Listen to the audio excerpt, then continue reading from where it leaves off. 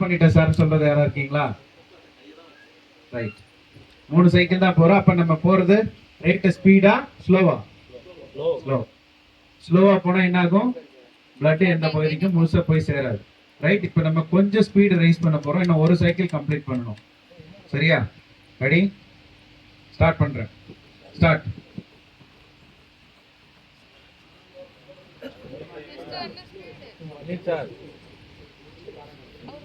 நீங்க அந்த ரெட்டு எரிஞ்சிட்டே போனா பேஷண்ட் செத்துருவாங்க. ரெட்டு தொடர்ந்து எரிஞ்சதுன்னா பேஷண்ட் இப்பயே முடிஞ்சிட்டாங்கன்னு அர்த்தம்.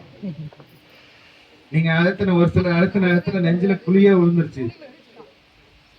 கரெக்டா நிப்பிளோட சென்டர் பகுதியில பொசிஷன்ல அழுத்தினீங்கன்னா கரெக்டா வரும்.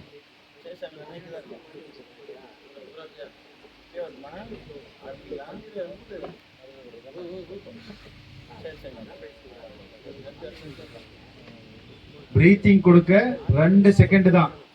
ஒரு பிரீத்திங் கொடுக்கறதுக்கு மேக்ஸிமம் நம்ம எடுத்துக்க வேண்டிய டைம்.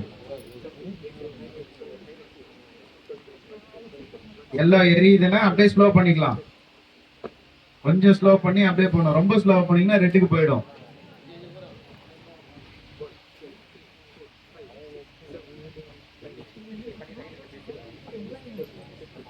ஸ்டாப். எதை சைக்கிள் பண்ணீங்க? 4வது சைக்கிள் 18 வரைக்கும் போனீங்க. நீங்க 4வது சைக்கிள் ஸ்டார்ட் பண்ணீங்களா? 3 தான். ஸோ இன்னும் கொஞ்சம் நம்ம ஸ்பீடப் பண்ண வரும். ஸோ உங்களுக்கு இப்போ ஒரு ஐடியா ஒன்று வந்து உங்களுக்கு வந்திருக்கும். 4வது சைக்கிள் ஸ்டார்ட் பண்ணீங்க, நீங்களும் ஸ்டார்ட் பண்ணிட்டீங்க. நீங்கள் வந்து 3 சைக்கிள் கம்ப்ளீட் பண்ணியிருக்கீங்க. ரைட்டா? ஸோ இது வந்து டே 1 தான். அதனால் வந்து இது வந்து எல்லாருமே வந்து நல்லா பண்ணீங்க. இந்த காம்படிஷனில் கலந்த எல்லாருக்கும் ஒரு கிளாப் வந்து கொடுத்துருங்க. ஸோ இந்த 2 டீமே வந்து நான் வந்து பேரை எழுதிக்கிறேன். எழுதிட்டு நான் வந்து மேடம்கிட்ட வந்து சொல்கிறேன். காம்படிஷன் வந்து பார்ட்டிசிபேட் பண்ணாங்க.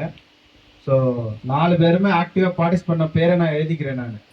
ஸோ அதில் 2 பேர் வந்து டுவர்ட்ஸ் வந்து வந்திருக்காங்க, ஃபுல்லாக வந்து கற்றுக்கிற அளவுக்கு வந்திருக்காங்க அப்படின்னு. ஸோ உங்கள் நேம் மட்டும் எனக்கு கொடுத்துட்டு போயிடுங்க சார், பேப்பரில் எழுதி கொடுத்துட்டு. 1. ஸோ இதுக்கப்புறம் ஃபைனலாக எடுத்துகிட்டு போயிடலாம் சார்.